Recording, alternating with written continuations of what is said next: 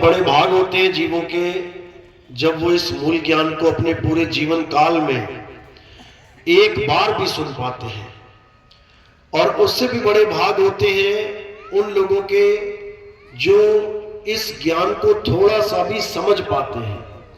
क्योंकि सुनना तो आसान है, आए बैठे 1 घंटा सुन के चले गए, लेकिन ये समझ में केवल उसके आता है जिस पर मालिक ने मोहर लगाई होती है। यानी परमपिता परमात्मा ने जिस जीव के ऊपर मुक्ति की मोहर लगा रखी है कि इसकी मुक्ति होनी है इस जन्म में, केवल उसको ही ये सत्संग सुनाई देता है, उसको ये सत्संग समझ में आता है।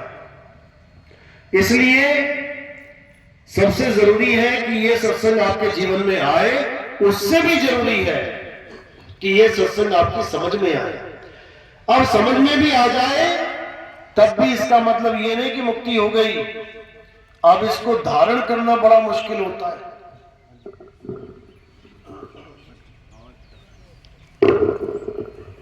तो उससे भी जरूरी होता है कि इस ज्ञान को आप धारण कर पाए। धारण करना उससे भी मुश्किल है। क्यों मुश्किल है? कारण क्या है? लोक लाज। कि अगर मैंने इस मूल ज्ञान को धारण कर लिया तो मेरे मंदिर छूट जाएंगे, मेरे देवी देवता छूट जाएंगे, मेरी मस्जिद छूट जाएगी, मेरी नमाजें छूट जाएंगी, मेरा गुरुद्वारा छूट जाएगा, वाणियों के पाठ पठन छूट जाएंगे, मेरा चर्च छूट जाएगा, ये जाके इतवार को प्रेयर करना सब छूट जाएगा। लोग क्या कहेंगे? लोग क्या कहेंगे कि आज तक तो ये मंदिर जाता था, रोज सुबह पूजा करता था, अब ये मंदिर ही नहीं जाता, ये तो लगता है मुसलमान हो गया। ऐसे ऐसे विचार आने लग जाएंगे। और याद रखना, ये विचार तुम्हारा मन ही पैदा कर रहा है। ये मन और माया कभी नहीं चाहते कि एक भी जीव इस माया जाल से मुक्त हो जाए। एक भी जीव, यानी हर जीव के लिए ये पूरा झगड़ा करते हैं, ये पूरा जाल बिछा के रखते हैं। बड़े बड़े देवी देवता नहीं बच पाए इस माया से, एक आम जीव तो क्या बचे। एक बार नारद मुनि ने सोचा, रोज जाते थे विष्णु जी के पास दर्शन करने, लक्ष्मी पैर दबा रही है, विष्णु जी आराम से लेटे भजन कर रहे हैं अपना। अब नारद मुनि सोच रहा है कि देखो, 3 लोक के स्वामी भगवान ये भी माया से नहीं बच पाए। ये देखो साथ में माया बैठा रखी है, पैर दबा रही है। मैं देखो माया से बच गया, मैं बाल ब्रह्मचारी, मेरे ऊपर माया ने जाल नहीं फेंका, मैंने उसके जाल को किनारे कर दिया, मैं फंसा ही नहीं। ऐसी सोच रखते हुए विष्णु जी के पास जाकर ये बात करने लगे कि महाराज जी, मुझे तो लगता है इस पूरे ब्रह्मांड में अकेला मैं ही हूं जो माया से बचा हुआ है। पूरा दिन आपका नाम जपता हूं, नारायण नारायण नारायण। आप भी नहीं बच पाए माया से। तो विष्णु जी का बिल्कुल सही बात है भाई, बिल्कुल सत्य वचन। हमारे पास माया है, लक्ष्मी का रूप है, तुम तो पूरे पूरे बच गए, बहुत बढ़िया। जाओ नारद, अपने धाम पे जाओ। अब नारद जब वापस जाने लगा, गर्भ में फूला नहीं समारा कि भगवान जी ने मोहर लगा दी है कि मैं तो बच गया माया से। रास्ते में एक महल दिखाई देता है। अब वो महल दिखाई देता है तो नारद मुनि सोचता है, भाई रोज जाता हूं इस रास्ते से, आता जाता हूं, आज तक नहीं दिखाई दिया ये महल, ये कहां से आ गया? शायद मेरी दृष्टि ना पड़ी हो, जाके तो देखूं यहां कौन रहता है। अब वहां पहुंचे तो वहां देखा एक सुंदर सी कन्या राजकुमारी पेड़ों में पौधों में जल दे रही है। अब देखते ही मोहित हो गया कि अरे भाई, ऐसी सुंदर कन्या आज तक मैंने नहीं देखी, ये मेरी दृष्टि से कैसे बच गई, जबकि रास्ता तो यही है। अब चला जाता है उसके पास, कहता है मैं आपसे विवाह करना चाहता हूं। वो कहती विवाह तो हम कर लेंगे, कोई बात नहीं, लेकिन स्वयंवर है, आप स्वयंवर में आइए, वहां पे विवाह हो जाएगा। तो जैसे आपको पता है कि स्वयंवर कब होता है, जब कोई शर्त रखी जाती है। स्वयंवर में कोई ना कोई शर्त रखी जाती है। जैसे सीता का स्वयंवर हुआ तो क्या शर्त थी वहां पे? धनुष तोड़ने की। जो धनुष तोड़ेगा शिव जी का। जब द्रौपदी का स्वयंवर था वहां पर क्या शर्त थी कि जो घूमती हुई मछली की आंख में तीर मारेगा, वो भी नीचे तेल में देख के उसको लेके, वो जीतेगा, वही उसको लेके जाएगा। अब वो पूछता है कि तुम्हारे स्वयंवर में शर्त क्या है? वो कहती है भाई मेरे स्वयंवर में शर्त ये है कि जो 3 लोग का सबसे सुंदर आदमी होगा, सबसे सुंदर राजकुमार होगा, मैं उसके साथ शादी करूंगी। अब नारद बड़ा खुश, कहता बहुत बढ़िया, पता लग गया। अब अपनी दिव्य दृष्टि से देखता है पूरे संसार में सबसे सुंदर कौन? बार बार विष्णु जी का चेहरा आ रहा है सामने कि विष्णु जी से हरि से सुंदर कौन है? कोई भी नहीं। अब पहुंच गया हरि के पास, महाराज जी दया करो। कहते क्या हुआ? कहते बस एक दिन के लिए आपका हरि रूप चाहिए मुझे, एक दिन के लिए आपका रूप चाहिए, मुझे दे देना जब मैं मांगू। कहते ठीक है तथास्तु। आ गया स्वयंवर का दिन, मांग लिया प्रभु अपना हरि रूप दे दो, मिल गया, चले गए स्वयंवर में।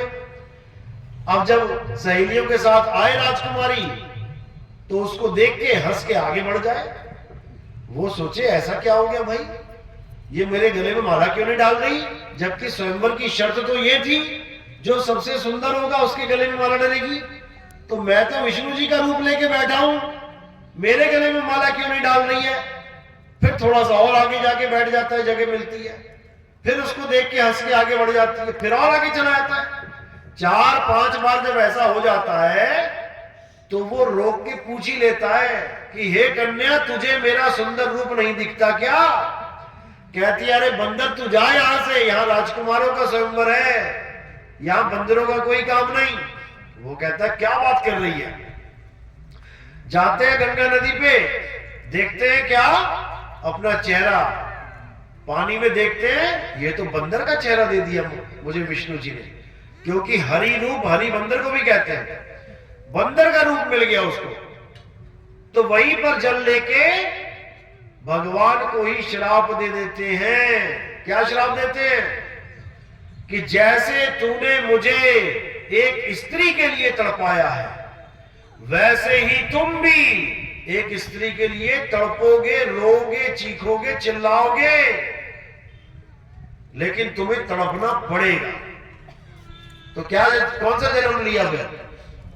राम जी का जन्म लिया। राम जी का जन्म लेके सीता को जब हरण कर लिया गया, तो जंगल जंगल में रोते, चीखते, चिल्लाते, उस वियोग को सहन करते हुए अपना कर्म भोग किया। जो कर्म किया था उसका फल मिला, तो उस कर्मों के फल का भोग किया, यानी अपना किया भरा वहां पे। तो आदमी सोचता है कि मेरा किया मुझे नहीं मिलेगा, मैं कुछ भी कर दूं, मैं मुर्गी काट दूं, मैं बकरा काट दूं, मैं मीट खा लूं, मुझे कोई फर्क नहीं पड़ेगा। तुम्हारी हालत खराब हो जाएगी। एक एक पीस का तुम्हें हिसाब देना पड़ेगा, एक एक मुर्गी को कत्ल कराने का तुम्हें हिसाब देना पड़ेगा, तुम्हारी भी गर्दनें कटेंगी, कोई बचा नहीं सकता। क्योंकि यहां पर जैसा करोगे वैसा भरोगे। यहां भगवान नहीं बच पाया, तुम तो इंसान हो। अब राम जी तड़प रहे हैं सीता के लिए, रास्ते में कौन मिल गया? सुग्रीव मिल गए। सुग्रीव पता है ना, बाली का भाई। अब उसके साथ मित्रता हो गई, वो भी लग गया राम जी के साथ मदद करने में, जैसे हनुमान जी लग गए। लेकिन सुग्रीव ने कहा मेरा एक भाई है बाली, उसने मेरी स्त्री पे कब्जा कर रखा है, आप मेरी स्त्री को वहां से बचाओ, मैं आपका एहसान जीवन भर नहीं भूलूंगा। तब राम जी ने क्या किया? सुग्रीव को बोला जाओ तुम बाली को निमंत्रण दो युद्ध का। और युद्ध कौन सा? मल्ल युद्ध, कि दोनों भाई लड़ेंगे आपस में। अब बाली के पास एक शक्ति थी, वरदान था, कि जो भी उसके सामने आ जाएगा लड़ने के लिए, उसका आधा बल बाली के पास आ जाएगा। इसी वरदान के कारण रावण को बाली ने 6 महीने बाह में दबा के रखा, कांख में। 6 महीने तक रावण को, क्यों? आधा बल रावण का इधर आ गया। माना बाली 1 रुपया है, रावण 100 रुपया है, तो 100 रुपए का आधा 50 रुपया इधर आ गया, तो 50 और 1 51, और उधर रह गया 50। अब पिटेगा ही। तो रावण ने 6 महीने मार खाई उससे। अब बाली को पता है कि सुग्रीव जो बहुत कमजोर है मेरे आगे, ये मुझे मल्ल युद्ध के लिए पुकार रहा है, तो नहीं जाएगा क्या? जाएगा। झगड़ा है भाई भाई का। वो झगड़ा क्यों है वो भी आपको पता है। एक राक्षस को मारने के लिए बाली गुफा में गया, सुग्रीव को कहा कि मैं इसको मार के ही बाहर निकलूंगा। बहुत महीने तक युद्ध होता रहा। उसके बाद खून की धारा जब निकली, तब सुग्रीव ने सोचा भैया मारे गए। ये सोच के जाके राज सिंहासन में बैठ गया, जबकि उसको पता है कि भैया के सामने आते ही उसकी आधी ताकत भैया में आ जाएगी। तो उसने कैसे सोच लिया कि भाई मारा गया? गलती सुग्रीव की है। कम से कम तू देख तो लेता ना कि खून जब निकल आया, खून की धारा बह गई, तो थोड़ी देर और खड़ा हो जा, कर ले इंतजार कि भैया की लाश आई है बाहर की, उस राक्षस की। क्यों नहीं किया इंतजार? जाके राजपाट पे बैठ गया, जाके उसकी बीवी को भी अपने साथ रख लिया, भाई की बीवी को। तो गलती किसकी है? सुग्रीव की है कि नहीं है? जब इतने महीने खड़ा रहा तो थोड़ी देर और खड़ा हो जाता, पता लग जाता। अब जब भाई पहुंचा, उसको मार के अपने राज में देखा सुग्रीव बैठा है सिंहासन पे, बताओ। अब मार मार के भगाया उसको वहां से। फिर भी भाई पे तरस किया, जान से नहीं मारा। क्या मार नहीं सकता था वो? क्या बाली सुग्रीव को जान से नहीं मार सकता था? मार सकता था, लेकिन फिर भी केवल हाथ पैर घुसे मार के दौड़ा दिया उसको कि जा भाग यहां से, बचा ले अपनी जान। अब वो राम जी से मदद मांग रहा है कि मेरे भाई से मेरा राज, मेरी बीवी छुड़वा दो। अब राम जी ने क्या किया कि जाओ उसको ललकार लो। ललकार दिया उसको आके। दोनों भाई लड़े, सुग्रीव और बाली। खूब मारा, खूब मारा। तो क्या जान से मार दिया? नहीं मारा जान से। फिर भी भाई ने भाई को नहीं मारा और उसको अधमरा छोड़ के, यानी हाथ पैर उसके सही से तोड़ के, कहने को तोड़ के, तोड़े नहीं है, केवल उसको दबा दिया, हरा दिया। जैसे बड़ा भाई छोटे भाई को दबा दे, जमीन में मुंह घुसा दे उसका, मिट्टी खिला दे उसको और कहे सुधर जा तू, और इतना कह के चला जाए। यानी उसके दिल में अभी भी भाई के लिए प्रेम है, तभी तो जान से नहीं मार रहा। तो एक बार जब उसको मार के वापस वो पहुंचा, राम जी तब भी खड़े थे तीर लेके, धनुष बाण लेके कि इसमें से बाली को तीर मार दूंगा। लेकिन दोनों बंदर एक जैसे, यानी दोनों की शक्लें एक जैसी। राम जी पहचान ही ना पाए कि तीर किसको मारूं। दोबारा फिर राम जी ने बोला कि सुग्रीव अब जाओ, दोबारा बुलाओ उसको। वो कहता मैं ना जाता जी, बड़ी मुश्किल से तो जान बची है, मार मार के उसने तो भूत बना दिया। तब राम जी ने कहा तुम ऐसा करो, गले में माला पहनो, गले में माला पहनो, तब मैं पहचान जाऊंगा कि तुम कौन हो। और जब उसने, सुग्रीव ने बाली को बुलाया, दोबारा युद्ध होने लगा, तो राम जी ने पेड़ के पीछे से छुप के तीर मार दिया। अच्छा किया या बुरा किया? महान काम किया? महान काम किया गया? नहीं। छुप के तीर मार दिया, महान काम किया? नहीं। ये गलत काम किया, ये मर्यादा भंग करी। मर्यादा, पुरुषोत्तम ने मर्यादा भंग करी, इसका उन्हें श्राप मिला। नहीं मिला तो बताओ? मिला? मिला। हाँ या ना? मिला। मिला। किसने दिया? बाली ने दिया कि मर्यादा पुरुषोत्तम राम, तुम काहे के मर्यादा पुरुषोत्तम हो? तुमने क्षत्रिय मर्यादा भंग करी है। मैं भी क्षत्रिय हूं, मैं भी युद्ध करता हूं। मेरे गुरुदेव ने मुझे बताया कि निहत्थी स्त्री पे, बालक पे और निहत्थे आदमी पे वार नहीं करना है। जब दो लोग आपस में लड़ रहे हो तो बीच में से तुमने वार नहीं करना है। तुमने ये मर्यादा भंग करी, मैं तुम्हें मर्यादा पुरुषोत्तम नहीं मानता। जाओ, मैं तुम्हें श्राप देता हूं कि जैसे तुमने मुझे तीर मारा है, मैं भी तुम्हें तीर मारूंगा। तुम्हारी मृत्यु का कारण मैं बनूंगा। दिया कि नहीं दिया? दिया। तो फिर जयकारा किसके लगाते हो तुम लोग? जो मर्यादा भंग करता है उसका जयकारा लगाते हो। सोचो, मर्यादा जो कभी भंग ना करे, जयकारे उसके लगते हैं। जो मर्यादा ही भंग कर दे, उसके जयकारे लगने चाहिए क्या? नहीं लगने चाहिए। उसी एक तीर की वजह से कृष्ण जी का जन्म लेना पड़ा। और कृष्ण जी की मृत्यु कैसे हुई? उसी बाली ने कृष्ण जी के पैर में तीर मारा, तब प्राण त्यागे उन्होंने। समझो इस बात को। जिसके जयकारे लगाने तुम्हें तो पता भी नहीं है वो है कौन। तुम पता नहीं किसके जयकारे लगा लगा के अपना जीवन जी के चले जाओगे। जयकारे किसके लगाने तुम्हें पता है? तुम्हें पता है किसकी भक्ति कर दी है? केवल हिंदू धर्म में पैदा हो गए तो राम जी की भक्ति करने लग गए। इसी को समझना है, किसकी कर दी है। अब समझो किसकी कर दी है।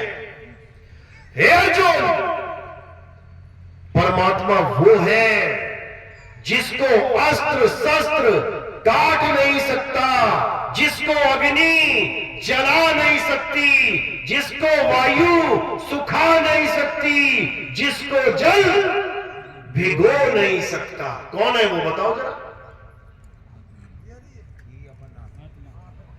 आत्मा। अर्जुन, आत्मा अजन्मा है, आत्मा नित्य है, आत्मा शाश्वत है। आत्मा का ना तो कभी जन्म होता है, ना ही आत्मा की कभी मृत्यु होती है। अगर इस दुनिया में कोई पूजनीय योग्य है तो वो केवल आत्मा है। ये शरीर तो झूठे हैं, ये शरीर तो मिथ्या है, ये शरीर सदा बदलते रहते हैं। ये शरीरों का एक दिन अंत हो जाता है। जिसका आदि और अंत हो जाता है वो पूजनीय नहीं है। उसके जयकारे नहीं लगाने हैं। जयकारा किसका लगाना है? जिसका कभी जन्म ना हो, जिसकी कभी मृत्यु ना हो, उसका जयकारा लगाओ। उसी को सतनाम कहते हैं। आत्मा का नाम क्या है? सतनाम। क्यों रखा सतनाम? क्योंकि आत्मा ही सत्य है। आत्मा ही सत्य है। हे अर्जुन, इस दुनिया में दो प्रकार के तत्व हैं, एक असत्य, एक सत्य। असत्य तो वो है जो सदा बदलता है, असत्य वो है जो जन्मता और मरता है, असत्य वो है जिसका नाश हो जाता है। और सत्य क्या है? हे अर्जुन, आत्मा ही सत्य है। आत्मा का ना तो कभी जन्म होता है, ना ही आत्मा की कभी मृत्यु होती है। आत्मा नित्य है, आत्मा पुरातन है, आत्मा अडोल है, आत्मा अचल है। आत्मा ही सत्य सनातन है। जो सोचते हैं कि भगवा चोला पहन लिया हम सनातनी हो गए, और पूजा किसकी कर रहे हैं? काया की, शरीरों की, पत्थरों की, तीर्थों की, पहाड़ों की, और सोच रहे हैं हम सनातनी हैं। सनातन की तो डेफिनेशन भी नहीं पता उन्हें, सनातन की परिभाषा तक नहीं पता। लोगों को जो ये कहते हैं कि हम सनातनी हैं, क्या है सनातन की परिभाषा? हे अर्जुन, सनातन वो है जो कभी बदलता नहीं है, जो सदा एक सा रहे, वही सनातन है। और क्या है जो सदा एक सा रहता है? हे अर्जुन, आत्मा अपरिवर्तनशील है, आत्मा कभी परिवर्तित नहीं होता। यही आत्मदेव पूजनीय है।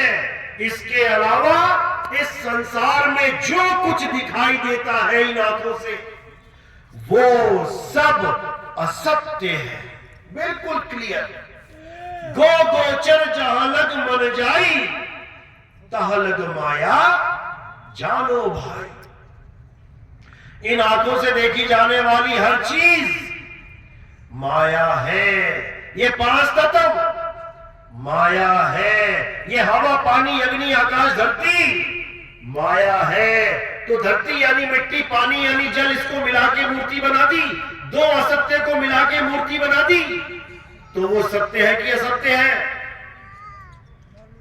असत्य है। क्यों? क्योंकि बार बार बदल रही है, रोज बदल रही है। 50 करोड़ की मूर्ति लेके आए मंदिर में, रखते रखते गलती से टूट गई, उंगली टूट गई। अब क्या करोगे? 50 करोड़ की मूर्ति कहां जाएगी? कहां जाएगी? मंदिर में रखोगे कोई? तो फिर 50 करोड़ कहां गया? पानी में। जो 50 करोड़ का भगवान खरीद के लाए थे, कहां चला गया वो? पानी में। पानी में ही जाता है। नदी के किनारे देखो जरा, जितनी टूटी फूटी मूर्तियां हैं मंदिरों की, कहां जा रही है? सब पानी में ही जा रही हैं, खंडित हो जा रही हैं। इसीलिए कृष्ण जी ने कहा, हे अर्जुन, जो वस्तु खंडित हो जाए वो पूजनीय नहीं है। आत्मा अखंडित है, आत्मा अघुलनशील है, आत्मा अपरिवर्तनशील है। हे अर्जुन, हमें केवल आत्मा का ज्ञान प्राप्त करना चाहिए, ना कि ये देवताओं की पूजा करनी चाहिए। अध्याय 7 23वां श्लोक क्या कहता है देवी देवताओं की पूजा के ऊपर? हे अर्जुन, जो कम अकल के लोग होते हैं, बुद्धिहीन होते हैं, अल्प बुद्धि होते हैं, वो देवताओं की शरण में जाते हैं और उन्हें प्राप्त होने वाला फल सीमित और क्षणिक होता है। देवताओं की पूजा करने वाले देवलोक को जाते हैं, पितरों की पूजा करने वाले पितरलोक को जाते हैं, भूतों की पूजा करने वाले भूतों के लोक में जाते हैं। ये तीनों अज्ञानी मुझे नहीं प्राप्त कर सकते। हे अर्जुन, मुझे वही प्राप्त कर सकता है जो मुझे तत्व रूप में जानता है, इस काया रूप में नहीं कि तुम्हें एक शरीर दिखाई दे गया जिसमें मुरली पकड़ी है और मोर पंख लगा है, तुम कहो ये तो कृष्ण जी है। अरे भाई, वो काया है, कृष्ण जी नहीं है, वो शरीर है। हे अर्जुन, तू और मैं शरीर नहीं है, तू और मैं आत्मा है। ऐसा कोई समय नहीं था जब तू, मैं और ये राजा महाराजा नहीं थे, और ऐसा कोई समय नहीं आएगा जब तू, मैं और ये राजा महाराजा नहीं होंगे। तुम इन शरीरों को अपना चाचा, अपना भाई मत समझो। ये शरीर 5 तत्व है, माया है। तुम्हारा चाचा, तुम्हारा भाई, तुम्हारा मामा आत्मा है। इन शरीरों के मारे जाने पर भी कोई आत्मा नहीं मरेगा। इसलिए तू शरीरों का मोह त्याग, धनेश्वर उठा और इनका संहार कर। बिल्कुल क्लियर समझाया गया। अब ये आत्मा जो हमने सुना, आत्मा सबने सुना ना, आत्मा शब्द सबने सुना है जीवन में, सबको पता है आत्मा है। हाथ खड़े करो जिसने आत्मा का नाम नहीं सुना है। बस 2-4 लोगों ने सुना, ईमानदारी से खड़े कर दो भाई। सब हाथ खड़े करो जिसने आत्मा का नाम सुना है। देखो सब खड़े हो गए। एक भी ऐसा आदमी नहीं होगा, गली में, गांव में, नुक्कड़ में, शहर में, तुम कहीं भी चले जाओ, किसी को भी रोक के पूछ लो, भैया क्या तुमने आत्मा का नाम सुना है? मना करेगा क्या? तुम महाज्ञानी और महाअज्ञानी दोनों से पूछ के देख लेना, ऐसा कोई होगा ही नहीं जिसने आत्मा का नाम ना सुना। सब अपनी अपनी आत्मा लेके आए हो ना अपने साथ, सब लाए हो ना, घर तो नहीं छूट गई किसी की। जल्दबाजी में बाथरूम में रह गई हो, खाना बना रही हो, चूल्हे के पास पड़ी रह गई हो आत्मा, सब लेके आए हो, सब लेके आए हो। क्योंकि आत्मा ना लाते तो तुम यहां पहुंच ही ना पाते। दुनिया की सारी पूजा पाठ, दुनिया के सारे मंत्र हवन यज्ञ जप तप किसकी ताकत से हो रहे हैं? आत्मा की ताकत से। सामने भगवान की मूर्ति है, तुम आरती गाओ, अगर तुम्हारी आत्मा बीच में निकल गई ना तो सामने भगवान की भी हिम्मत नहीं है जो तुमसे आरती पूरी करवा दे। है भगवान की ताकत। सामने जिस भगवान को तुम बोल रहे हो कि भगवान है और तुम आरती गा रहे हो, अगर बीच में अटैक आ गया तो भगवान की हिम्मत नहीं है कि तुमसे आरती पूरी करवा दे। तुम नमाज पढ़ रहे हो, अगर नमाज पढ़ते पढ़ते बीच में अटैक आ गया तो उस खुदा की हिम्मत नहीं है जो नमाज पूरी करवा दे। तुम गुरुद्वारे में पाठ कर रहे हो, अगर तुम्हारे प्राण निकल गए तो किसी की हिम्मत नहीं है कि गुरुद्वारे में वो पूरा शब्द गवा दे। बीच ही में रोक दिया जाएगा, सब कुछ ले जाओ भैया, हो गया काम। तो सबसे बड़ा कौन है जिसकी वजह से तुम सारे धर्म के झंडे पकड़ के बैठे हो, जिसकी वजह से तुम पूजा पाठ कर रहे हो, जिसकी वजह से तुम कोई यात्रा पूरी कर पा रहे हो? किसकी वजह से? आत्मा की वजह से। और दुख के साथ कहना पड़ रहा है कि उसी आत्मा को तुम जानते तक नहीं। अभी तुम्हारे सबके जूते रख दिए जाए ना उतार के बीच में, और कहा जाए अपने अपने जूते पहन लो, अपनी अपनी चप्पल ले लो, सब अपनी अपनी चप्पल ले जाएंगे उठा के। सबको पहचान है कि मेरी कौन सी चप्पल है, मैं कौन सी लेके आया था। अभी सबकी पगड़ी उतार के रख दी जाए या कमीजें उतार के रख दी जाए, बोला जाए अपना अपना स्वेटर कमीज उठा लो, सब उठा ले जाओगे अपनी अपनी पहचान के, क्योंकि तुम साथ लेके आए हो। अभी सबके मोबाइल रख दिए जाए कि अपना अपना मोबाइल उठा लो, सब उठा लोगे अपना अपना मोबाइल, क्योंकि तुम मोबाइल साथ लेके आए हो, तुम्हें पहचान है। लेकिन तुमसे अभी पूछा जाए कि तुम्हारी आत्मा कैसी है, काली है, गोरी है, लंबी है, छोटी है, टिकनी है, गर्म है, सर्द है, लाल है, गुलाबी है, पीली है, तुम सोच में पड़ जाओगे भैया आत्मा कैसी होती है।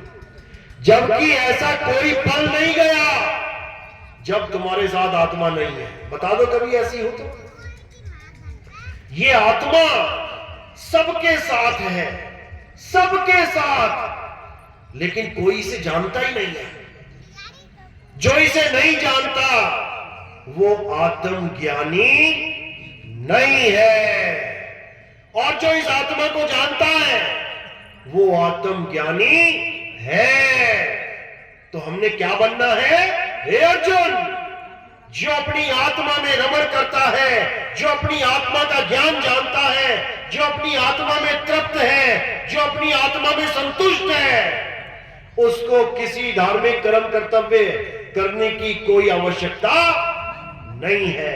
उसको पूरे जीवन में एक बार भी किसी देवी देवता का जयकारा लगाने की जरूरत नहीं है। उसे एक बार भी मंदिर जाने की जरूरत नहीं है। उसे एक बार भी मस्जिद गुरुद्वारा जाने की जरूरत नहीं है। क्यों? क्योंकि वो उस तत्व को जान चुका है जिसमें परमात्मा का वास है। आत्मा में ही परमात्मा का वास है। इसीलिए कबीर साहब ने कहा, जब लगना चीनोगे आत्म तब लगना मिली है परमात्मा। ये पत्थर पूजने से, पत्थरों को भगवान मानने से परमात्मा नहीं मिलता। अगर मंदिर में जो भगवान रहता है, लगता है जो तुम्हें पत्थर भगवान है, रात में ताला ना लगाओ। अंदर सोने की मूर्ति रखी हो, मंदिर में ताला ना लगाओ, खोल दो, भगवान है, रक्षा कर लेगा अपनी। कर लेगा क्या? सुबह क्या खबर आएगी कि भगवान की मूर्ति मंदिर से चोरी हो गई, मंदिर का गल्ला तोड़ के चोर ले गए। अरे जो अपने भगवान अपने घर की हिफाजत नहीं कर पा रहा है, वो तुम्हारे घर की कैसे करेगा? अगर भगवान घर में रहता, मंदिर में रहता, सोमनाथ का मंदिर 17 बार लूट लिया गया। तुम्हारे घर में कभी चोरी हुई होगी, एक आधी बार, 2 बार हो गई होगी। तुम भी इतने होशियार हो कि 17 बार चोरी नहीं होने दूंगा मैं, कुछ ना कुछ इंतजाम कर लोगे। लेकिन भगवान सोमनाथ के मंदिर में 17 बार मुसलमानों ने, विदेशियों ने डाका डाला और चोरी करके ले गए। क्यों नहीं रोक पाया भगवान? क्यों नहीं रोक पाया? क्योंकि मंदिर में भगवान नहीं रहता। अगर मंदिर में भगवान रहता होता, सोचो, चोरी नहीं होती, एक भी दंगा ना होता, एक भी चोरी नहीं होती। अगर एक गली में 4 पुलिस थाने खुल जाए, छोटी छोटी चौकियां, आएगा चोर? कोई सपने में ना आएगा कभी। चोर भी वहां चोरी करता है जहां पुलिस वाले ना हो, लेकिन मंदिर में चोर घुस के चोरी करता है। बताओ, यानी पुलिस वालों से भी कमजोर है भगवान। कहां भरम में फंसे हो? ठीक है, मंदिर एक शुरुआत है जीवन की, बहुत अच्छी बात है।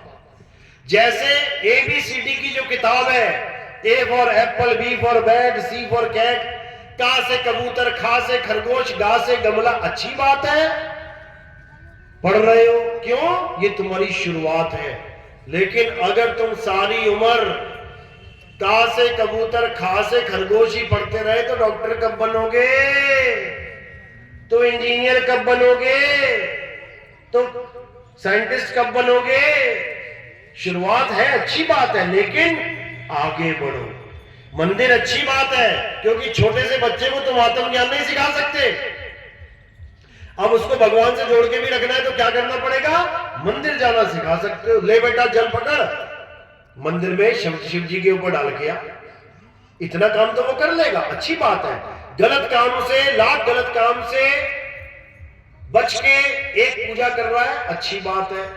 लेकिन सारी उम्र वो पत्थर को ही भगवान मान के बैठ जाए, गलत बात है, क्योंकि भगवान कभी पत्थर के थे ही नहीं। बता दो कौन सा भगवान पत्थर का था? बोलो। क्या राम जी पत्थर के थे? नहीं।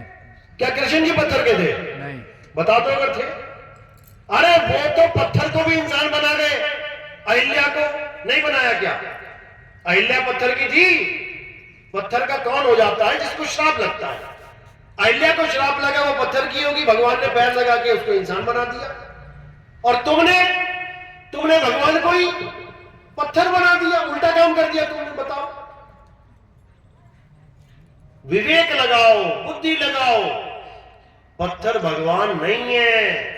भगवान कहां है? हे अर्जुन, मैं हर जीव की आत्मा में विराजमान हूं। मेरा स्थान आत्मा है, क्योंकि मैं स्वयं एक आत्मा, वो आत्मा में विराजमान है हमारे। इसीलिए आत्मा अजर अमर अविनाशी है, शरीर अजर अमर अविनाशी नहीं है। अब अर्जुन ने पूछा कि फिर आत्मा का ज्ञान हम कैसे प्राप्त करें?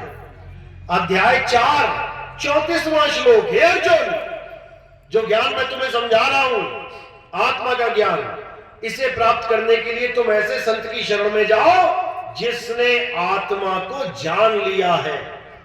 जो आत्मा को जानता है, जो आत्म ज्ञान से परिपूर्ण है, केवल वही तुम्हें आत्मा का ज्ञान बता सकता है। एक बार आत्मा का ज्ञान हो जाने पर तुम कभी भी अज्ञान को प्राप्त नहीं होगे। यानी अब तुम्हारे अंदर आत्म ज्ञान आ गया, अब तुम अपनी आत्मा को जान गए हो। अब तुम पत्थरों में भगवान नहीं ढूंढोगे। तुम्हारे पीछे 4 गुंडे पड़ जाए तलवार लेके मारने के लिए, सामने 100 फुट की हनुमान जी की मूर्ति है और उसी के 100 मीटर दूर पुलिस थाना है, किस तरह भागोगे? बताओ। बचने के लिए कहां जाओगे? पुलिस थाने में जहां 4 आदमी बैठे हैं पुलिस वाले, या उस 100 फुट की मूर्ति के पास भागोगे, उसके पीछे छुपोगे जाके, क्योंकि हनुमान जी के पास गदा भी है। बताओ कहां जाओगे? बोलो। पुलिस थाने।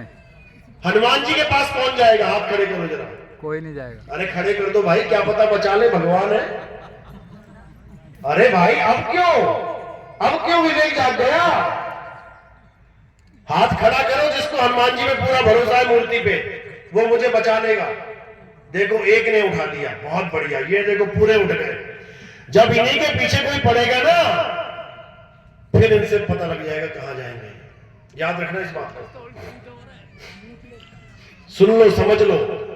सबके सामने लोक लाज में उठा लेंगे हाथ, पूरे उठ जाएंगे। मंदिर में बैठा था टी सीरीज का मालिक गुलशन कुमार, मंदिर में बैठा था ना जी। किसको पता है मंदिर में बैठा था? सबसे बड़ा पुजारी था वो। इतनी कैसेटें निकाली उसने, इतनी कैसेटें निकाली जिसको सुन सुन के तुम भी भगत बन गए। पता है ना जी। उसको मारने के लिए वो लोग कहां पहुंचे? मंदिर में। मंदिर छोड़ के कहां भागा पता है तुम्हें? नहीं पता। ये कहने की बातें हैं। अभी कुत्ता पीछे पड़ जाए ना, मंदिर छोड़ के तुम आगे भाग जाओगे। ये कहने की बातें हैं। लोगों को भरमाना नहीं है, विवेक जगाना है। कुछ अच्छी बात करनी है, समझदारी वाली बात करनी है। वो हनुमान जी की मूर्ति तुम्हें नहीं बचा सकती। क्यों? वो पुलिस वाले तुम्हें बचा लेंगे। क्यों? कारण जानो इसका। क्योंकि वो हनुमान जी की मूर्ति सीमेंट से बनी है, इंसान ने बनाई है। लेकिन उन आदमियों को इंसान ने नहीं बनाया है।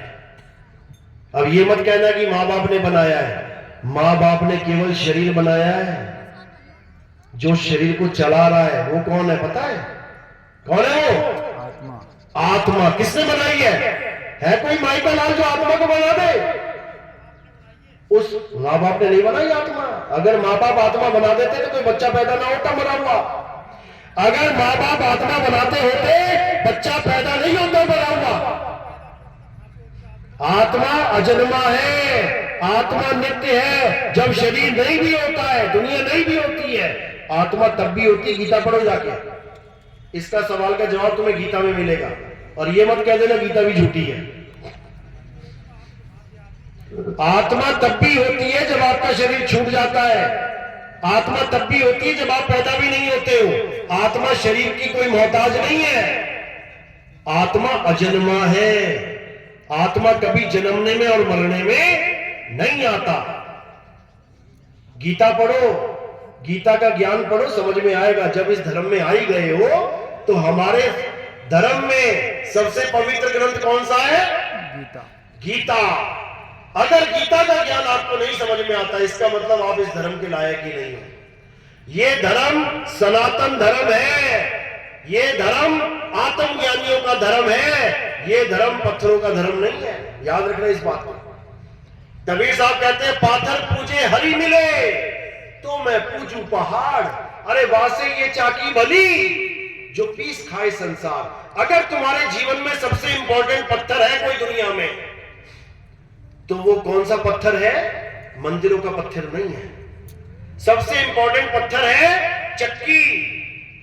चाहे कोई हिंदू है, चाहे मुसलमान, चाहे कोई सिख है, चाहे ईसाई, चाहे बौद्ध है, चाहे कोई जैन है, बिना चक्की के उसका जीवन नहीं गुजर सकता। बता दो, कोई आटा नहीं खाता है, कोई रोटी नहीं खाता। सबके जीवन में सबसे इंपॉर्टेंट पत्थर है चक्की। अगर तुम भगवान को मानना ही चाहते हो पत्थर, तो चक्की की पूजा करो। जो साहिब ने वाणी में भी बोला है, प्रमाणित किया है, पाथर पूजे हरि मिले। पत्थर कौन पूछता है? केवल हिंदू धर्म वाले। मुसलमान को पुजवा के दिखाओ जरा, ईसाई को पुजवा के दिखाओ, सिख को पुजवा के दिखाओ। पाथर पूजे हरि मिले तो मैं पूजू पहाड़। अगर पत्थर पूजने से हरि मिलता है, फोन आ गया काट। अगर पत्थर पूजने से हरि मिल जाए तो सारे धर्मों को मिल जाए। केवल हिंदू धर्म क्यों कर रहा है काम? पत्थर पूजने से हरि नहीं मिलेगा। अपनी आत्मा में परमात्मा को ढूंढने से हरि 100% मिलेगा। हरि का नाम हरि क्यों रखा है? जिसके कारण आपकी ये काया हरी भरी है। ये आपकी जो काया हरी भरी है ना, उस आत्मा की वजह से है। तुम अपनी माँ को माँ कह रहे हो, पिता को पिता कह रहे हो, बच्चों से प्रेम कर रहे हो, उसके शरीर को कुछ होने नहीं दे रहे हो। केवल आत्मा की वजह से। जैसे तुम्हारे पिता की आत्मा अलग हो गई शरीर से, तुम उसी पिता को उठा के फूंक के आ जाओ, और जीवित पिता की उंगली, जीवित मां की उंगली आग में डाल के दिखा देना, तुम मान जाओ तुम्हें मैं। क्यों नहीं डाल पाओगे? आत्मा की वजह से। आत्मा है तो पिता के साथ पूरा प्रेम है, उंगली भी नहीं काट सकते उनकी, जला नहीं सकते। आत्मा चली गई, छोड़ दिया शरीर को, अब पूरा पिता ही उठा के तुमने फूंक दिया। तो किस चीज की महत्व है जीवन में? शरीर तो पहले भी था, मरने से पहले, मरने के बाद में, शरीर तो दोनों अवस्थाओं में है। आत्मा की वजह से सब कुछ है भाई, और तुम उसी आत्मा को नहीं जान पा रहे। हनुमान जी को जब पूछा गया कि तेरा राम कहां रहता है, तब उन्होंने कोई मंदिर का एड्रेस नहीं दिया कि वहां फलाना मंदिर में राम रहता है। क्या किया उन्होंने? अपनी छाती फाड़ के दिखाई कि मेरा राम मुझ में रहता है, तभी तो मैं चल रहा हूं। ये आत्म राम है जो सब में बैठा है। घट घट मेरा साइया, सोनी सेज न कोय, और बलिहारी व घट की, जिस घट प्रगट हुए। सब में आत्म राम बैठा है, तुझ में राम, मुझ में राम, सब में राम समाया। अरे सबसे कर लो प्रेम, जगत में कोई नहीं पराया, सब में राम समाया। लेकिन तुम मुसलमान को कहो कि तेरे अंदर राम है, वो कहेगा भैया जा तू, मेरे अंदर कोई राम नहीं है। तेरा राम होगा तेरे अंदर, मेरे अंदर तो खुदा है। अब वो तो हम जानेंगे ना, वो थोड़ी नहीं जानते। खुदा कह लो, राम कह लो, एक ही बात है। तो कल से मस्जिद में जाके पढ़ो, जाके वहां नमाज, जब खुदा और राम एक है, वहां कहोगे ना ना ना ना ना, हम नहीं जाते वहां पे।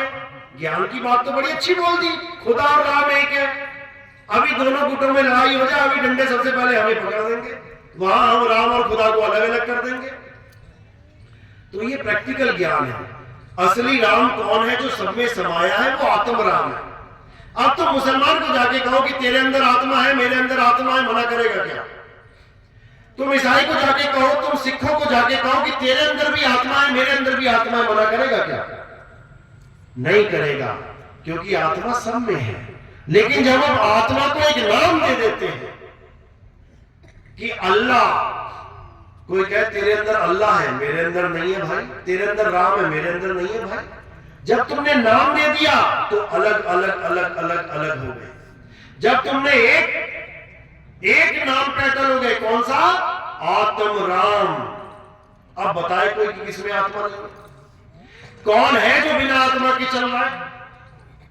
अगर तुम कोई पूजा पाठ कर भी रहे हो, दीपक जला भी रहे हो, तो उस आत्म राम की वजह से। पूजनीय केवल एक है, आत्म राम। उसी को आत्म देव कहते हैं। गुरु ग्रंथ साहब में यही बोला गया है, आत्म देव पूजिए, गुरु के सहज स्वभाव। आत्मदेव को पूजना है। वो आत्मदेव की वजह से आपकी काया चल रही है, आप लीला कर पा रहे हो यहां पे। उसी आत्मदेव की वजह से मेरी काया चल रही है, मैं लीला कर रहा हूं। उसी आत्मा की वजह से हनुमान जी की काया चल रही है, हनुमान जी लीला कर रहे हैं। उसी आत्मा की वजह से कृष्ण जी, राम जी की लीला हो रही है। उसी आत्मा की वजह से रावण चल पा रहा है। उसी आत्मा की वजह से कुंभकर्ण, मेघनाथ अपनी लीला कर रहे हैं। उसी आत्मा की वजह से सारे संत महात्मा लीला कर रहे हैं। हमें शरीरों को त्याग के आत्मा को प्रेम करना चाहिए।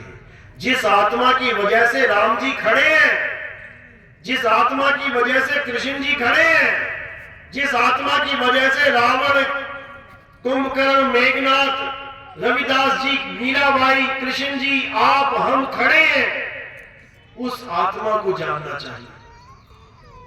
उस आत्मा को जानने के बाद तुम्हारे सारे भ्रम टूट जाएंगे। तुम्हें समझ में आ जाएगा कि मैं शरीर नहीं हूं। जब मैं शरीर नहीं हूं तो राम जी शरीर कैसे हो सकते हैं? शरीर तो नाशवान है। अगर मैं शरीर नहीं हूं, मैं आत्मा हूं, मैं अविनाशी हूं, तो राम जी कैसे शरीर हो गए, तो कृष्ण जी कैसे शरीर हो गए? शरीर तो नाशवान है भाई।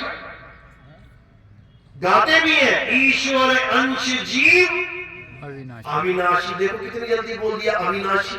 अरे अविनाशी होके पत्थर को भगवान मान रहे हो, जिसका नाश हो जाएगा, टूट जाएगा, बिखर जाएगा, तो फिर अच्छा काम हो रहा है या नीचे जा रहे हो? जब तुम अविनाशी हो तो कम से कम ऐसे भगवान की पूजा करो जो अविनाशी हो। तुम उसकी पूजा कर रहे हो जिसकी उंगली टूट गई तो उठा के मंदिर से बाहर कर दिया। इसको समझो, ये एक जन्म मिला है तुम्हें। इस एक जन्म में उस अविनाशी को ढूंढ लो जिसके तुम अंश हो। तुम पत्थर के अंश हो क्या? पत्थर से पैदा हुए हो क्या? ईश्वर अंश जीव अविनाशी। जब उसका एक छोटा सा अंश अविनाशी है तो वो सोचो क्या होगा, और तुम क्या बना बैठे उसे। उस आत्म देव को जानो, तब समझ में आएगा वो क्या है। नहीं तो ये जीवन बर्बाद हो जाएगा मेरे भाई। उसके बाद 1,84 खड़ी है सामने। एक ऋषि था, पूरा दिन पूजा पाठ करता था, पूरा दिन मंत्र जपता था, हरे राम हरे कृष्ण ओम नमो भगवते वासुदेवाय राम रामाय रामा राम रामाय रामा। पूरा दिन वेद पुराण पढ़ता रहता था। पढ़ते पढ़ते पढ़ते बूढ़ा हो गया। बूढ़ा हो गया तो देखा कि एक दिन उसके आश्रम में एक हिरण का बच्चा आ गया। अब हिरण का बच्चा आ गया तो उसको बड़ा प्यारा लगा। अब खूब घास खिलाए। इतना प्यार बढ़ गया, इतना प्यार बढ़ गया, हर समय हिरण का बच्चा याद आने लगा उसको। एक दिन बैठा हुआ भजन में नाम जप रहा है, एकदम मौत ने दरवाजा खटखटा दिया। चल भाई तेरा टाइम हो गया। अब उसका ध्यान एकदम कहां गया? हिरण के बच्चे में। अरे मैंने इस हिरण के बच्चे को बांधा हुआ है, थोड़ी सी घास रखी है, वो तो खत्म हो जाएगी, खाएगा क्या? जब बंधा हुआ है तो छूटेगा कैसे? कोई भेड़िया आ गया, कोई चीता आ गया, शेर आ गया तो उसको खा जाएगा। बस यही सोचते सोचते सोचते प्राण त्याग दिए। सारी उम्र की भक्ति, सारी उम्र की भगवान के नाम के जाप, सारी उम्र के पूजा पाठ हवन यज्ञ धरे के धरे रह गए। और महाराज जी कहां चले गए? कहां गया? हिरण का बच्चा बन गया। समझे? जब वो सारी उम्र पूजा पाठ करके नाम जप के हिरण बन गया तो तुम कहां जाओगे? कौन सा नाम तुम्हारा साथ देगा? कौन सा यज्ञ तुम्हारा साथ देगा? उसने कोई बुरा तो नहीं सोचा ना, जीव का कल्याण ही सोचा कि हिरण के बच्चे की जान बच जाए। तब भी 84 में चला गया। बताओ जरा, कौन से भगवान ने उसकी मदद करी? कौन से भगवान ने उसकी मदद करी? शेरों के आगे बेचारा हिरण बन के भागा भागा फिरा, जान बचाई बड़ी मुश्किल से अपनी। तो तुम्हारे साथ भी यही कुछ होने वाला है। क्या गलती करी उसने पता है? क्या गलती करी? उसने गलत समय पे गलत चीज को याद कर लिया। गलत समय मतलब अंत समय। अगर आप अंत समय में आत्मदेव को छोड़ के किसी और को याद करते हो तो आपकी दुर्गति 100% हो जाएगी। यही कबीर साहब ने कहा, जहां आशा तहां वासा होई, वा को रोक सके ना कोई। अंत समय में याद करना था परमपिता परमात्मा को, आत्मदेव को, और वो हिरण का बच्चा याद कर रहा है। चल बेटा हिरण बन। अब तुम क्या याद करते हो? फिर सोचो। मेरा बेटा बुला दो, अंत समय आ गया, मैं बेटे की शक्ल देखना चाहता हूं। जो बेटे की शक्ल देखना चाहेगा वो पता कहां जाएगा? अंत काले जो लड़का सिमरे, ऐसी चिंता में देह मरे, सुअर जन्म वो वल वल उतरे। वो सुअर बनेगा जो अपने बच्चों को याद करता है अंत समय में। सुअर क्यों बनेगा? क्योंकि एक बार में 20-20 बच्चे हो जाएंगे। फिर बच्चे चाहिए, ले ले बच्चे। 5 बार बच्चे हो गए तो पूरी कौरवों की फौज इकट्ठी हो जाएगी, 20-25 100। ले लो बच्चे, कितने चाहिए? जो पैसा याद करेगा, खेत खलियान याद करेगा, माया याद करेगा, अंत काले जो लक्ष्मी सिमरे, ऐसी चिंता में दे मरे, प्रेत सर्प जुनून बलबल उतरा। देखो खजानों में, गड्ढों में देखो, घड़ों पे देखो, सोने के अशरफियों पे सांप बैठे हैं, ये दुर्गति हो जाएगी। तो अंत समय में केवल आत्मा को याद करना चाहिए, आत्मा के अलावा कुछ याद नहीं आना चाहिए। लेकिन कैसे आएगी आत्मा याद? जब तुम्हारे जीवन में कोई आत्मज्ञानी गुरु आ जाएगा, आत्म ज्ञान देगा, तब तुम्हें समझ में आएगा कि आत्मा क्या चीज होती है, आत्मा का ध्यान कैसे किया जाता है। और जो अंत में आत्मा का ध्यान करेगा वो स्वयं आत्मा ही हो जाएगा। अब उसे यमदूत नहीं पकड़ सकते, अब उसे आग जला नहीं सकती, अब उसे वायु सुखा नहीं सकती, अब उसे जल भिगो नहीं सकता, अब वो कभी भी गर्भजून में नहीं आएगा, उसकी मुक्ति सदा सदा के लिए हो जाएगी। यही गीता का अनमोल ज्ञान है। अध्याय 3 17वां श्लोक पढ़ो। हे अर्जुन, जो अपनी आत्मा में रमण करते हैं, जो अपनी आत्मा में तृप्त हैं, जो अपनी आत्मा में संतुष्ट हैं, उनको किसी दूसरे की पूजा करने की जरूरत नहीं पड़ती, उनको किसी पर निर्भर रहने की जरूरत नहीं पड़ती। वो महापुरुष स्वयं आत्म सिद्ध हो जाता है। और जो अपनी आत्मा को जान लेते हैं, हे अर्जुन, वो मुझे भी जान जाते हैं कि मैं क्या हूं, मैं शरीर नहीं हूं। जो तुम ये मान बैठे हो कि मैं 2 हाथ 2 पैर वाला हूं, बिल्कुल नहीं। ये तो मेरी काया है, एक दिन नाश हो जाएगी। तुम केवल आत्मा को साधो, आत्मा का ज्ञान प्राप्त करो, इसके अलावा किसी को प्राप्त करने की जरूरत नहीं है। यह है गीता का अनमोल ज्ञान। और इस ज्ञान को आप बड़े आराम से समझ सकते हैं। हमारी एक पुस्तक हर हर गीता, घर घर गीता, इस पंडाल में अवेलेबल है। आपको जिसको भी वो पुस्तक चाहिए हो, वो राम सिंह जी से संपर्क कर सकता है। ये जो सामने बैठे हैं मेरे, आप इनसे गीता लीजिए और उस गीता का ज्ञान प्राप्त करें। वो सामने एक टेबल लगी हुई है, वो भगत सामने देखो, एक हाथ में गीता उठा के खड़े हैं, बैठे हैं। आप उनसे गीता ले लीजिए और इस ज्ञान को, इस अनमोल ज्ञान को अच्छी तरह समझिए। ये वो ज्ञान है जो केवल हिंदू धर्म का नहीं है। याद रखो इस बात को। आज अंग्रेज, America, Germany, Japan, France, Italy, Bhutan, पता नहीं कहां से आके ढोलकी बजाते हैं वृंदावन में आके। पता है ना ये बात? हाथ खड़े करो जिसे पता है। अंग्रेज भी आते हैं, कृष्ण कृष्ण करते हैं। क्यों करते हैं? क्या उनकी फोटो ज्यादा अच्छी लगी उनको? ये कृष्ण जी की बांसुरी वाली फोटो बड़ी मनोहर लग गई। वो किसी बांसुरी वाले को नहीं जानते, वो गीता के ज्ञान को जानते हैं, जो अलग अलग भाषाओं में ट्रांसलेट करके विदेशों तक पहुंचाई गई। जब वो गीता का ज्ञान पढ़ते हैं अपनी भाषा में, उनके पैरों से जमीन निकल जाती है और भागे आते हैं यहां पर गीता का ज्ञान पढ़ के। लेकिन यहां पर जो ज्ञानी बने बैठे हैं, वो उन्हें ढोलकी पकड़ा देते हैं। बजाओ बजाओ ढोलकी, नाचो, छलांगे मारो। बताओ, बुद्धि भ्रष्ट हो गई है। आत्म ज्ञान को प्राप्त करने के लिए ढोलकी बजाने की क्या जरूरत है? आत्म ज्ञान को प्राप्त करने के लिए 2-2, 4-4 फुट उछलने की क्या जरूरत है? आत्म ज्ञान को प्राप्त करने के लिए ये गोल गोल घूमने की क्या जरूरत है? बर्बाद कर दिया उन लोग को इन लोगों ने। वो बेचारे ज्ञान समझ के यहां तक आए कि भारत में ऐसा दिव्य ज्ञान है जिसने हमारी बाइबल फेल कर दी, जिसने सारे ग्रंथ फेल कर दिए, और यहां आके उनको ढोलकी पकड़ा दी, जीवन बर्बाद कर दिया उनका। जो ये समझ के आए थे कि आत्मा अजन्मा है, नित्य है, शाश्वत है, उनको कृष्ण जी की मूर्तियां पकड़ा दी गई। उनको कृष्ण जी के शरीरों से प्रेम करवा दिया गया, मूर्तियों से प्रेम करवा दिया गया। कितना बड़ा अन्याय हो गया उनके साथ।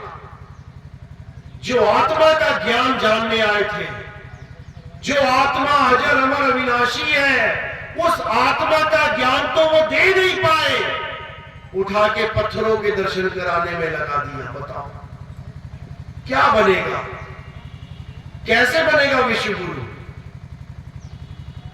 विश्व गुरु तब बनेगा भारत जब पूरे विश्व की एक आत्मा, यानी जिसको विश्वात्मा कहते हैं, उस एक आत्मा जो पूरे विश्व की एक है, उस नाथ जो पूरे जग का एक है, उस जगन्नाथ, उस आत्म देव का अनुभव कराने वाला गुरु मिल जाए, तब ये भारत देश विश्व गुरु बनेगा। ये पत्थर पूजनिया नहीं बनाना था, ये पत्थर पूजनिया बना दिया। जब रामकृष्ण जी के अवतार नहीं थे, तब राम जी कृष्ण जी कहां थे?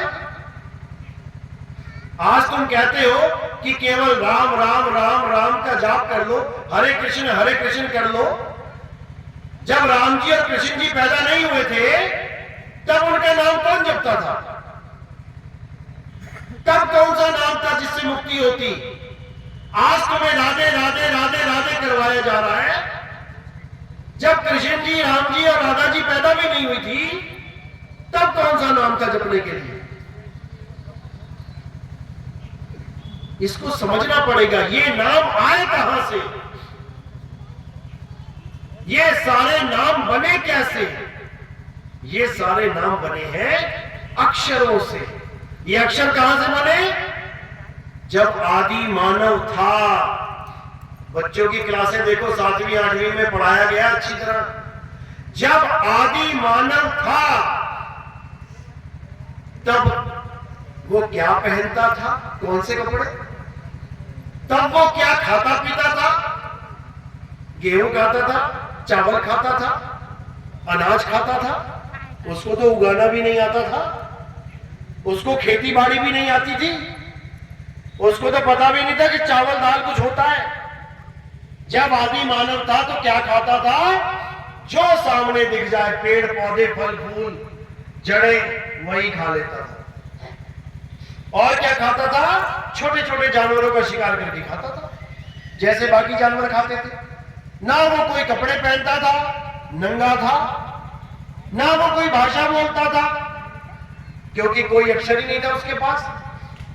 5 तत्वों में रहता था, लेकिन 4 तत्वों का ज्ञान था, एक तत्व उसको नहीं पता था। 5वें तत्व की खोज करी। कौन से तत्व की खोज करी? अग्नि की। आदि मानव ने पत्थर से पत्थर टकरा के आग की खोज करी, तब जाके उसको पता लगा कि आग भी कोई चीज है। उस वक्त उसके लिए राम हनुमान कौन थे? कौन से भगवान की पूजा करता था वो? किसकी पूजा करता था? अल्लाह की पूजा करता था। वो तो 1400 साल पहले शुरू हुआ, अल्लाह अल्लाह अल्लाह। राम जी की पूजा करा, वो तो अभी आए त्रेता युग में। आदि मानव तब से है जब से कोई भी नहीं है। कोई धर्म नहीं, कोई जात नहीं, कोई पंथ नहीं, कोई भगवान नहीं, वो तब से है। अक्षरों तक की खोज उसने करी है। आदि मानव ने अक्षरों की खोज करी है। मुंह से निकलने वाले सारे अक्षर आदि मानव ने लिपिबद्ध किए। हिंदुस्तान के आदि मानव ने 52 अक्षर पैदा किए। अंग्रेजी आदि मानव ने 26 अक्षर पैदा किए। हमसे आधे 52 अक्षर हम पैदा करके बैठे हैं, भारत के आदि मानव, और अंग्रेजों ने केवल 26 पैदा किए। आधी बुद्धि थी उनकी हमसे, जिसको हम कहते हैं कि अंग्रेज बहुत इंटेलिजेंट है। आधे अक्षर खोज पाए।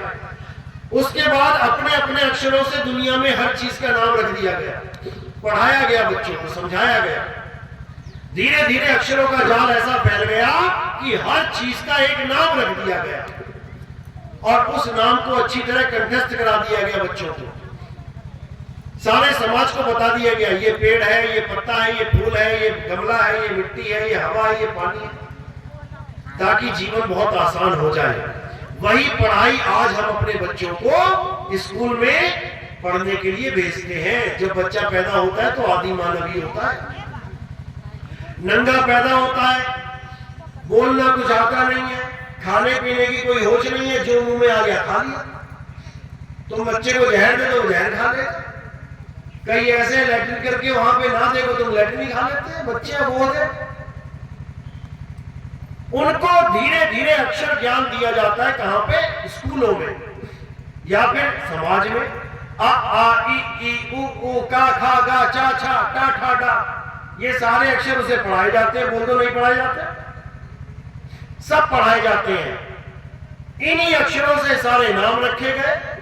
दुनिया के तो रखे रखे, भगवानों के भी नाम रख दिए। राम, कृष्ण, हनुमान, अल्लाह, वाहिगुरु, गॉड, ये सारे नाम कहां से आ रहे हैं? इन्हीं अक्षरों से। राम का रा और मां कहां से आया? इन्हीं अक्षरों से। अगर ये दो लाइनें ना लिखी जाती, कौन सी? या रा ला वा शा पा फा बा भा मा, अगर ये दो लाइनें ना लिखता आदि मानव, तो तुम राम का नाम रख के दिखा देते। दिखा दो रख के राम का नाम, रख सकते हो क्या? सारे नाम इन्हीं 52 अक्षरों से उठाए गए हैं। कृष्ण का का कहां से आया? इसी लाइन में से आया। का खा गा गा। अगर ये लाइन ना होती तो कृष्ण के नाम का का कहां से आता? वाहिगुरु का वाह कहां से आता? अल्लाह का आ कहां से आता? ये अक्षर ना होते तो भगवान का कोई नाम ही ना होता, तुम्हारा नाम ना होता, तुम्हारी जात पात का नाम ना होता, तुम्हारे देश का नाम ना होता। तुम बिना नाम के जीवन जी लेते। कैसे? जैसे ये गाय, भैंस, बकरी, कुत्ता, बिल्ली, हाथी जीते। भैंस को प्यास लगती है, अपने आप तालाब की तरफ जा रही है, बिना ये जाने कि उसका नाम पानी है। कुत्ता पानी पी रहा है, चिड़िया पानी पी रही है, बिना ये जाने कि उसका नाम पानी है। पूरा जीवन जी रहे हैं बिना 52 अक्षरों के। लेकिन इंसान बिना 52 अक्षरों के नहीं जी पा रहा है। जी तो वो भी लेगा। कोई बहरा बच्चा पैदा हो जाए, उसके जीवन में कोई अक्षर आएगा ही नहीं। तुम लाख बार उसको सुनाते रहो, बेटा राम बोलो, वो ना बोले राम। उसको जब सुना ही नहीं रहा तो क्या राम बोलेगा? भले उसके जीवन में कोई भी अक्षर ना आए, तब भी उसका जीवन आत्मा पूरा करवाएगी। नहीं करवाएगी तो बोलो, क्या बहरा जीता नहीं है? क्या बहरा खाता नहीं है? क्या बहरा पीता नहीं? क्या बहरे की शादी नहीं होती? क्या बहरा बच्चे पैदा नहीं कर सकता? बहरा एक बार भी भगवान का नाम नहीं ले पाएगा, क्योंकि उसको पता ही नहीं है मैं नाम कौन सा लूं। जब कोई अक्षर ही नहीं सुना जीवन भर में, उसके लिए भगवान कोई अक्षर का नाम है ही नहीं। फिर भी उसको आत्मा का ज्ञान हो सकता है अगर उसे संकेत मिल जाए तो। बहरा केवल एक ही भाषा जानता है, कौन सी? बहरों का अखबार में समाचार आता है, जैसे तुम समाचार सुनते हो ना बुलेटिन, ऐसे बहरों के भी समाचार आते हैं। और तुम देखते भी रहोगे ना, तुम्हें पता ही लगेगा कि क्या बता गई आधे घंटे में। और बहरा पूरा समाचार सुन लेगा। कैसे पता है? कैसे? इशारों से। एक लड़की बैठ जाएगी आगे, ये 2-4 हाथ ऐसे घुमा के चली जाएगी, आधे घंटे में बहरा सारी कहानी समझ जाएगा उसकी। ये क्या बता रही है? तुम कहोगे अरे बाप रे ये क्या बोल रही है। कान वाले फेल हो जाएंगे वहां पे, और बहरा पूरा ज्ञान समझ लेगा इशारों से। इसी प्रकार इशारों के द्वारा हर जीव आत्मा का ज्ञान प्राप्त कर सकता है। इशारे के द्वारा प्राप्त होता है वो। उसको सैन कहते हैं, कान से प्राप्त नहीं होता वो। उसको सैन बैन कहते हैं। बैन यानी ज्ञान, सैन यानी इशारा। हम वासी वा देश के जहां जात वर्ण कुल नहीं, शब्द मिलावा हो रहा देह मिलावा नहीं। अगर परमात्मा को पाना चाहते हो, पहले तो देह को किनारे कर दो। किसी भी देह की पूजा नहीं करनी है। कोई कहे मैं राम जी की पूजा करूंगा, हनुमान जी की पूजा करूंगा, तो वो देह की पूजा कर रहा है।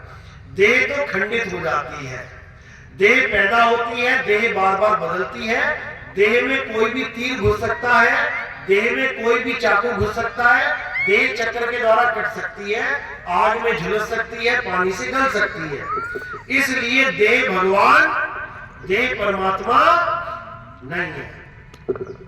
हम वासी वा देश के जहां जात वर्ण कुल नहीं, शब्द मिलावा हो रहा, देह मिलावा नहीं। अब शब्द क्या है? शब्दों में भी बड़ा झोल झाल है। कैसे? कोई कह रहा है शब्द अल्लाह वाहिगुरु, अल्लाह से मुक्ति होगी। कोई कह रहा है शब्द वाहिगुरु से मुक्ति होगी। कोई कह रहा है राम शब्द से मुक्ति होगी। कोई कह रहा है जय कृष्ण से मुक्ति होगी। कोई कह रहा है फलाने से, कोई कह रहा है ढिकाने से मुक्ति होगी। अब शब्दों का इतना बड़ा जाल फैला हुआ है। अब क्या करें? हिंदू को राम प्यारा, मुसलमान को अल्लाह, सिख को वाहिगुरु प्यारा, ईसाई को गॉड। अब क्या करें? कौन से शब्द से मुक्ति होगी? अब साहिब क्या कह रहे हैं? हम वासी व देश के जा जात वर्ण कुल नाही, अरे सैंध मिलावा हो रहा, शब्द मिलावा नहीं। सैन के द्वारा जो तुम्हें ज्ञान करवा दे इशारे से। जैसे कोई कहे गुरुजी मुझे पानी प्राप्त करना है, तो दो प्रकार के गुरु मिलेंगे। एक कहेगा बेटा जप, पानी पानी पानी पानी पानी। वो 100 साल पानी पानी जपता रहे, क्या उसे पानी मिल जाएगा? गर्दन तो घुमा दोगे ऐसे। अभी मैं कहूं राम कैसे मिलेगा? राम राम करके, तब गर्दन ऐसे घूम जाएगी ऐसे। पानी पानी करके पानी मिलेगा तो ऐसे घूमेगी, और राम राम करके राम मिलेगा तो ऐसे घूमेगी। दिक्कत ये है, जबकि दोनों में ही ऐसे घूमनी चाहिए। ना पानी पानी करके पानी मिलेगा, ना सोना सोना जबके सोना मिलेगा, ना चांदी चांदी जबके चांदी मिलेगी, ना राम राम जबके राम मिलेगा, ना श्याम श्याम जबके श्याम मिलेगा, ना सोहंग सोहंग जबके सोहंग मिलेगा। कैसे मिलेगा पानी? इशारे से। अगर मटका वहां रखा है पर्दे के पीछे, कोई मुझे पूछे भैया पानी कहां है, मैं क्या कहूंगा? इशारे से। एक बार भी नहीं जपना पड़ेगा पानी पानी, सीधे मेरे इशारे पर पहुंच जाएगा। कहां इशारा कर रहा है? कोई पूछेगा पानी कैसे मिलेगा? इशारे से कि जमीन के नीचे मिलेगा। बेटा खुदाई चालू कर, खोद खोद के खोद खोद के खोद खोद के पूरे विश्वास के साथ बिना रुके अगर उसने खुदाई चालू रखी तो 100% उसे पानी मिलेगा, बिना एक बार भी पानी का नाम जपे। इसीलिए कबीर साहब कह रहे हैं, वो तो कहां ढूंढे रे बंदे, मैं तो तेरे पास में, ना मंदिर में, ना मस्जिद में, ना काबे कैलाश में, ना मैं जप में, ना मैं तप में, ना एकांत निवास में। खोजी होए तुरंत मिल जाऊं एक पल की तलाश में। और कहे कबीर सुनो भाई साधो, मैं तो हूं विश्वास में। अब कोई ये मत सोच लेना कि मैं तो पत्थर पे विश्वास करके बैठा हूं तो मेरा भगवान उसमें है। विश्वास नहीं, मतलब विश्वास करना है लेकिन अंधविश्वास नहीं। अंधविश्वास वो होता है जो बिना परख के कर दिया जाए। बिना परखे किसी पे विश्वास कर लो, वो अंधविश्वास है। इसको समझ लो, परमात्मा का वास हमारी आत्मा में है। आत्मा में रमण करना है। जिसके पास मोबाइल है, अध्याय 3 17वां श्लोक घोट के पी जाओ। तुम्हारे जीवन में गीता का ज्ञान, ये अनमोल ज्ञान तुम्हारे जीवन को बदल के रख देगा। तुम्हें पत्थर ज्ञानी से आत्मज्ञानी बना देगा मेरे भाई। पहले तुम उस भगवान की पूजा करते हो जिसको इंसान ने बनाया है, अब तुम उस भगवान की पूजा करोगे जिसने इंसान को बनाया है। जमीन आसमान का अंतर है। हमने भगवान को बनाया है, भगवान ने हमें बनाया। हमको भगवान ने बनाया या हमने भगवान को बनाया? और हम पूजा किसकी कर रहे हैं? जिस भगवान को इंसान ने बनाया। ऑर्डर पे तुम जाओ किसी मूर्ति वाले के पास, भैया एक फोटो बनवानी है, कितने हाथ रखने हैं? ऐसा करो 8 रख दो। गर्दन कितनी रखनी है? ऐसा करो 4 रख दो। पैर कितने रखने हैं? ऐसा करो, 2 ही रहने दो। तुम डिमांड कर रहे हो, तुम भगवान बनाने में लगे हो और वो तुमसे भगवान बनाने के पैसा ले रहा है। कितने का बनाना है? मेरा बजट 20,000 का है। अच्छा, 20,000 का भगवान चाहिए तुम्हें? भैया मेरा 500 का है। कोई बात नहीं, सस्ते में मिल जाएगा, 20 रुपए का भी मिल जाएगा। देखो जाके छोटी छोटी मूर्तियां 20 रुपए की। और तुम 20 रुपए का भगवान रख के तुम कह रहे हो भगवान 20 करोड़ की लॉटरी लग जाए मेरी। बताओ, 20 रुपये के भगवान से तुम 20 करोड़ की लॉटरी मांग रहे हो खड़े होकर। शर्म नहीं आती तुम्हें? उस परमात्मा को जानो जिसने अखिल ब्रह्मांड को संभाल रखा है, जिसकी ताकत से ये सारा ब्रह्मांड टिका हुआ है, जिसकी ताकत से तुम टिके हुए हो, चल रहे हो, खा रहे हो, पी रहे हो। उस भगवान को मत मानो जो गलती से गिर जाए तो खुद भी ना उठ पाए। कह के देख लेना, भगवान जी उठ जाओ, जब उठोगे तभी आरती करूंगा तुम्हारी। बैठ जाना, फिर सुबह से दोपहर हो जाएगी, दोपहर से शाम हो जाएगी, शाम से रात हो जाएगी और तुम कहोगे यार अब तो क्या पूजा करो, भगवान ही नहीं उठ रहा। तो ऐसे भगवान की पूजा करने से कुछ होने वाला नहीं है मेरे भाई। उस भगवान की पूजा करो, उस परमात्मा की पूजा करो जिसकी वजह से ये मूर्तियां चल रही हैं। ये देखो कितनी सुंदर सुंदर मूर्तियां चल रही हैं। उस आत्मा को जानो, सबका कल्याण हो जाएगा। चाहे कोई हिंदू है वो अपनी आत्मा को जान ले, चाहे कोई मुसलमान भाई है वो अपनी आत्मा को जान ले, चाहे कोई सिख भाई है वो अपनी आत्मा को जान ले, चाहे कोई ईसाई है वो अपनी आत्मा को जान ले। सबकी आत्मा एक समान है, एक समान है।